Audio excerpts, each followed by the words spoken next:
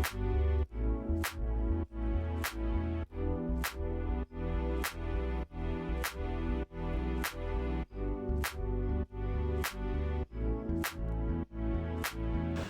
Guys, ఎలా ఉన్నారో? నేనైతే కొత్త రెసిపీతో మీ ముందుకు వచ్చానండి. మటన్ కర్రీ, అది కూడా కుక్కర్లో ఎలా చేయాలనేది చూపిద్దామని నేను ట్రై చేశాను. మటన్ బాగా కడిగేసి సాల్ట్, కారం, కాస్త పసుపు, అల్లం వెల్లుల్లి పేస్ట్ వేసుకొని బాగా ముద్దగా కలుపుకోండి.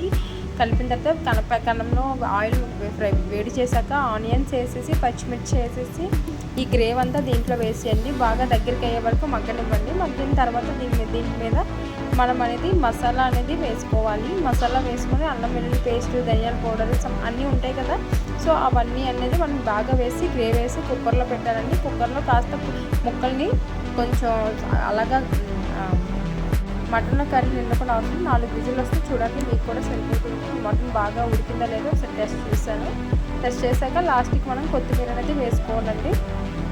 చాలా బాగుంటుంది. మీరు కూడా ట్రై చేస్తున్నారు కూడా. నేనైతే వేడి వేడి అన్నంలో మటన్లో కొంచెం కాస్తంత నిమ్మకాయ వేసుకొని కలుపుకొని తింటే బాగా నచ్చినట్టయితే లైక్ చేయండి.